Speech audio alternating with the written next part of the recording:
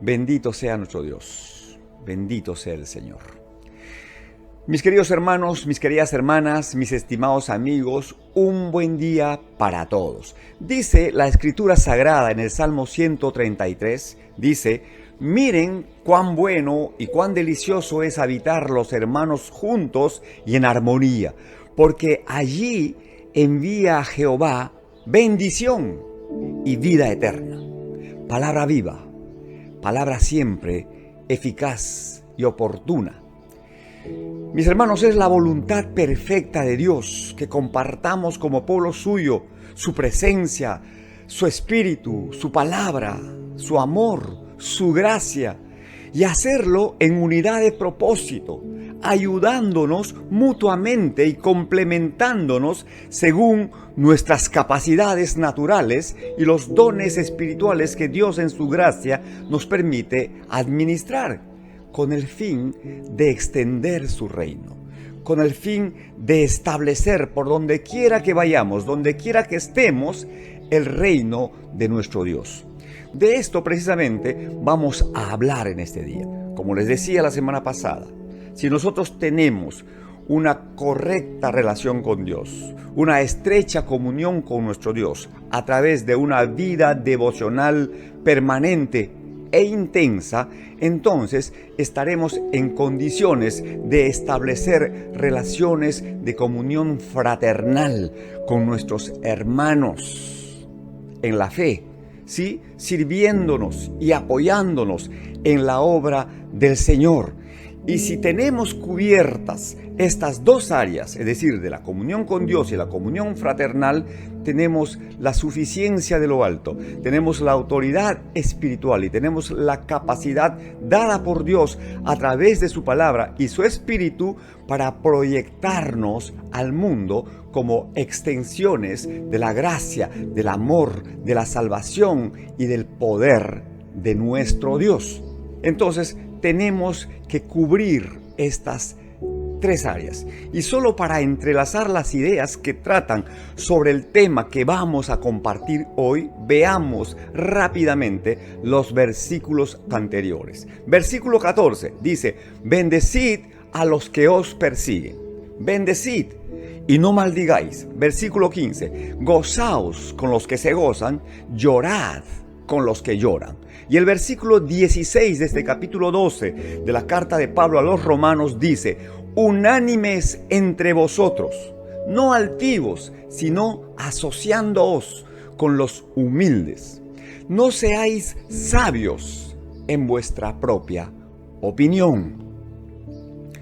A ver, para analizar este pasaje, mis hermanos, debemos partir de una verdad que yo considero es una verdad absoluta. ¿Cuál es? Todos los seres humanos somos diferentes. Repito, todos los seres humanos somos diferentes. Cada uno es un ser único en el universo. No existen dos personas iguales. Nadie tiene los mismos pensamientos, los mismos sentimientos o percepciones. Cada uno viene de realidades y contextos diferentes. Cada uno tiene su propia historia. Entonces, aquí viene la primera cuestión. Siendo que esto es así, ¿cómo es posible entonces lograr la unanimidad en medio de tanta diversidad, en medio de tantas diferencias? Porque el requerimiento divino es unánimes entre vosotros. ¿Cómo es posible lograr la unanimidad? Bueno, la respuesta es única: a través de Jesucristo. Jesucristo es el crisol en el que se funden y se integran las razas, las culturas, en el que los ricos y los pobres, los blancos y los negros, los hombres y las mujeres se hacen y se vuelven uno. En Cristo Jesús somos uno. Aleluya. Ahora, ¿qué significa la palabra unánime? ¿Qué es unánime? Unánime es un solo aliento, una sola fuerza, una sola mente. Al respecto, la Biblia dice en la primera carta a los Corintios que nosotros tenemos la mente de Cristo. Por eso el apóstol ordena que debemos llevar cautivos nuestros pensamientos a la obediencia de Cristo, o sea, a la mente de Cristo. Lo que nosotros pensamos, lo que nosotros razonamos, tiene que estar alineado al pensamiento de Cristo expresado en este libro sagrado que es la palabra de Dios. La mente de Cristo contrasta con la sabiduría del mundo, una sabiduría que según la Escritura es animal, es terrenal, es diabólica, es contenciosa, es perversa. La mente de Cristo, por el contrario, implica sabiduría de lo alto, que es primeramente pura, pacífica, benigna, llena de frutos de justicia. La mente de Cristo nos permite también discernir entre lo que es bueno, agradable y aceptable para Dios y lo que no es. Entonces, hay una mente natural y hay una mente sobrenatural. Hay una mente carnal y una mente espiritual. Todos, absolutamente todos, venimos a Cristo con nuestra mente natural y carnal. Cuando recibimos a Cristo en el corazón, cuando le entregamos nuestra vida al Señor, cuando llegamos a ser de Cristo, según su palabra, nos convertimos en nuevas criaturas. Las cosas viejas quedan terminadas y se apertura la posibilidad de una vida nueva, con mente renovada, entendiendo la voluntad perfecta del Señor y siendo contenedores y portadores de la sabiduría de Dios, de la mente de Cristo, del Espíritu de Dios, del poder de Dios, etc. La segunda cuestión en cuanto a la unanimidad, ¿verdad?, nos plantea esta interrogante. ¿En cuál de estos dos estados es posible y debemos procurar la unanimidad? ¿En lo carnal o en lo espiritual? Pues en lo espiritual. Porque miren, en lo natural, en lo carnal, todos tenemos ideas, pensamientos, opiniones, criterios, puntos de vista, pareceres, etc. Diferentes, completamente diferentes, que imposibilitan la unanimidad. Pero en lo espiritual sí es posible mantener una sola línea de pensamiento. Nos asiste un mismo espíritu que enciende una misma lámpara, la lámpara de la palabra de Dios, del escrito está, que produce luz para alumbrarnos y dirigirnos por el camino correcto y que nos lleva a un mismo destino. Convenimos en lo mismo. ¿Por qué? Porque el mismo espíritu que nos asiste a todos produce en cada uno así el querer como el hacer. ¿Sí? El Espíritu de Dios siempre nos va a llevar al conocimiento de una sola verdad. El Espíritu de Dios nos hace saber en nuestro fuero interior cuál es la voluntad perfecta y agradable de nuestro Dios. Y eso nos debe llevar a limar nuestras asperezas, a superar nuestras diferencias y de esta manera procurar la unanimidad. Asimismo, esta palabra de Dios es nuestra única regla de fe y de conducta, que a su vez es infalible e inerrante. El apóstol Pedro escribió en su primera carta universal lo siguiente: tenemos también la palabra profética más segura, a la cual hacéis bien en estar atentos, como una antorcha que alumbra en lugar oscuro hasta que el día esclarezca y el lucero de la mañana salga en vuestros corazones. Y en la segunda carta del apóstol Pablo a Timoteo, capítulo 3, versículos 16 al 17, dice: toda la escritura es inspirada por Dios y es útil para enseñar, para redarguir, para corregir, para instruir en justicia, a fin de que el hombre de Dios sea perfecto, enteramente preparado para toda buena obra. Nos dice también el apóstol: procura con diligencia presentarte a Dios aprobado, como obrero que no tiene de qué avergonzarse, que usa y que traza bien esta palabra de verdad. Mis hermanos, en lo personal, pensemos como el salmista David. El salmista David escribió en el Salmo 19: ¿quién podrá entender, sus propios errores? Líbrame, Señor, de los que me son ocultos. Preserva también a tu siervo de las soberbias, que no se enseñoreen de mí. Entonces seré íntegro y estaré libre de gran rebelión. Mis hermanos, esta sola palabra debe alumbrar nuestro entendimiento, nos debe marcar la pauta, debe ser la medida que debemos siempre tener en cuenta, la valla que debemos superar en nuestras relaciones interpersonales, en la interacción que tengamos con los demás, en todos los ámbitos de la vida.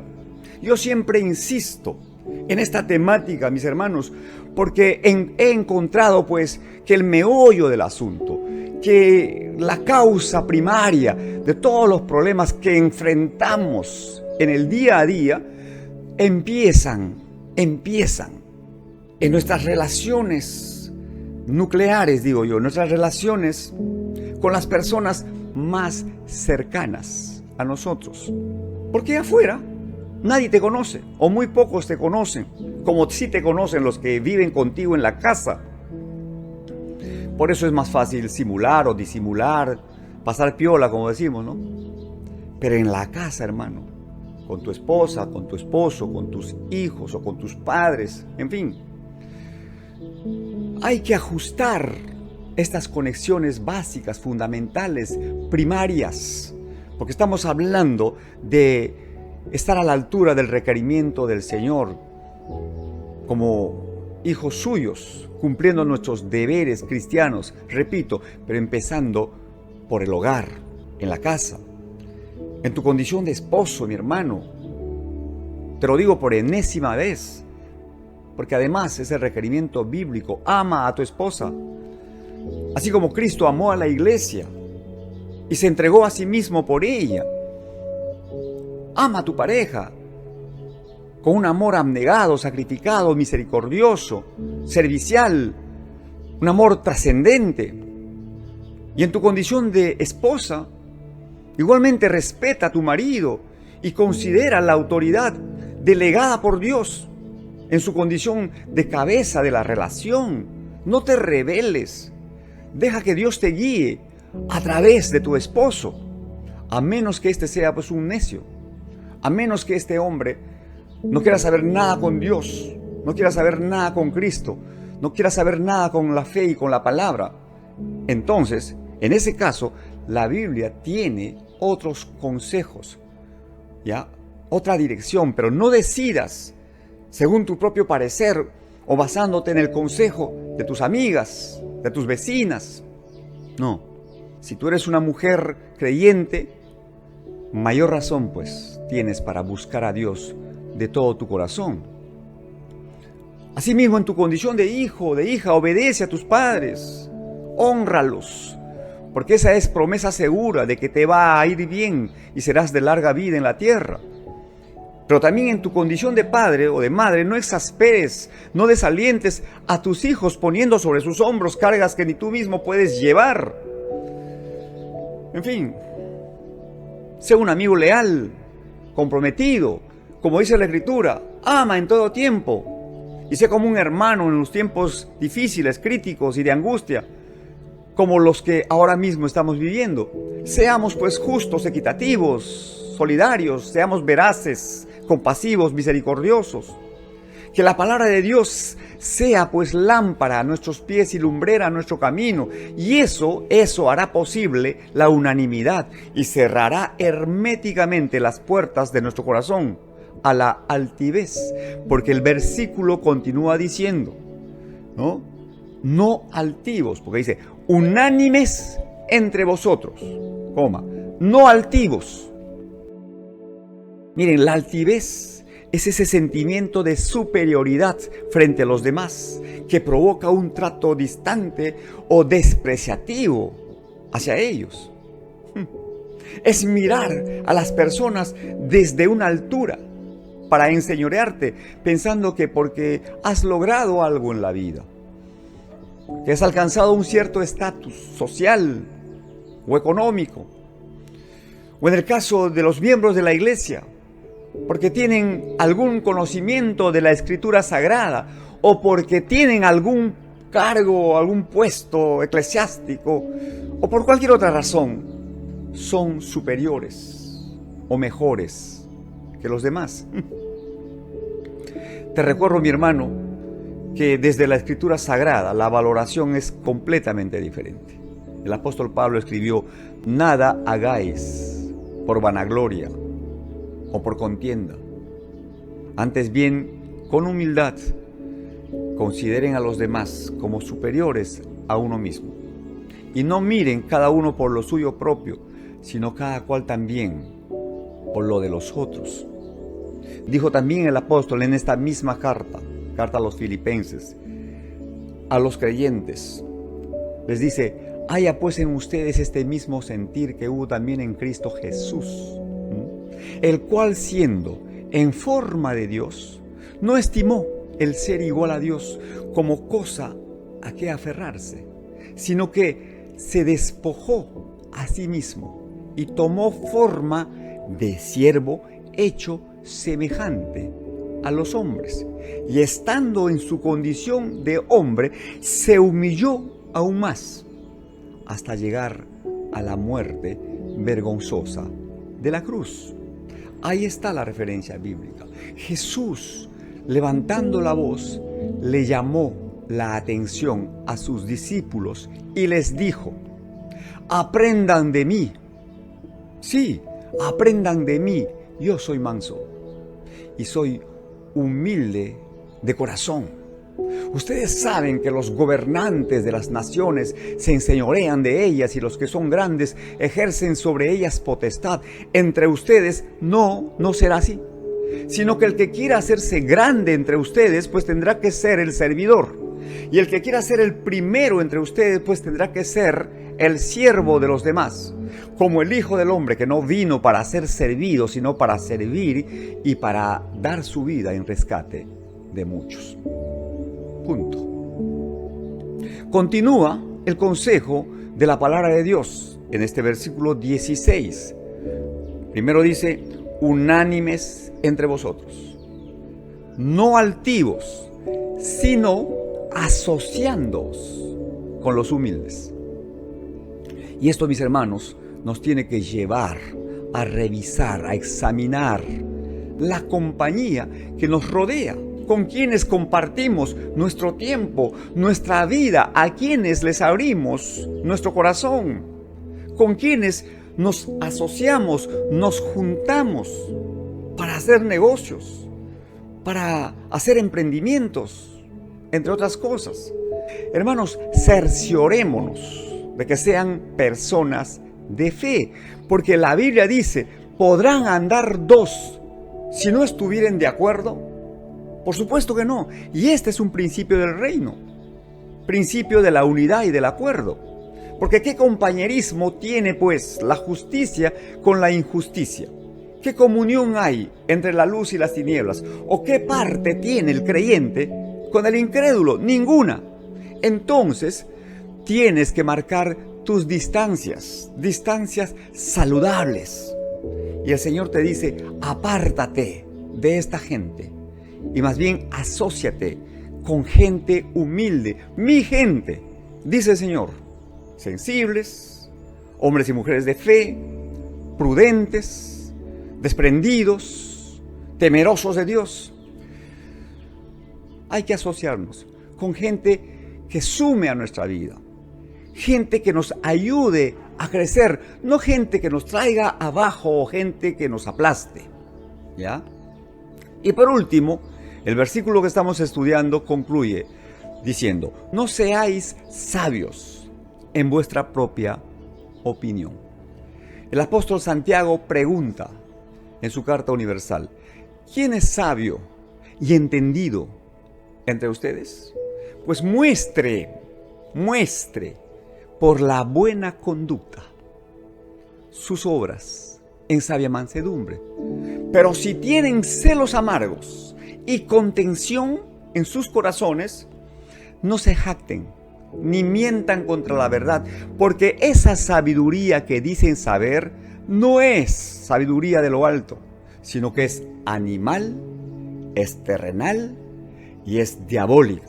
Porque donde hay contención, allí hay perturbación y toda obra perversa.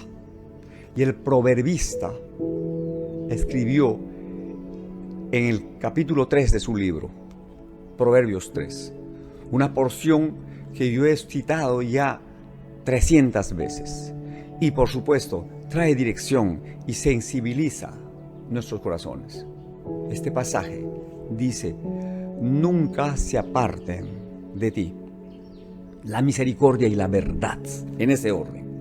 Pues átalas a tu cuello, escríbelas en la tabla de tu corazón y hallarás gracia delante de Dios y delante de los hombres. Fíate del Señor de todo tu corazón y no te apoyes en tu propia prudencia. Reconócelo en todos tus caminos y Él enderezará todas tus veredas. No seas sabio en tu propia opinión. Teme al Señor y apártate del mal. Eso será medicina para tu cuerpo y será refrigerio para tus huesos, dice el Señor. Y el pueblo de Dios dice, amén. Listo, mis hermanos. Fin de la reflexión. ¿Qué toca ahora? Pues la acción. Que Dios nos ayude a poner por obra su palabra, ¿ya? Que produzca, como siempre decimos, por su Santo Espíritu, así el querer como el hacer. E incline nuestro corazón hacia la obediencia. Que así sea. Nos despedimos, Dios mediante, hasta la próxima semana. Que la gracia, el favor, el amor y la misericordia de nuestro Dios se manifiesten en sus vidas y en sus familias. Y que el poder de lo alto, el poder de nuestro Dios, se perfeccione en nuestras debilidades. Les mando un abrazo fraterno de corazón a corazón, con mis mejores deseos de que Dios sea propicio a todas sus necesidades. Que estén bien. Adiós.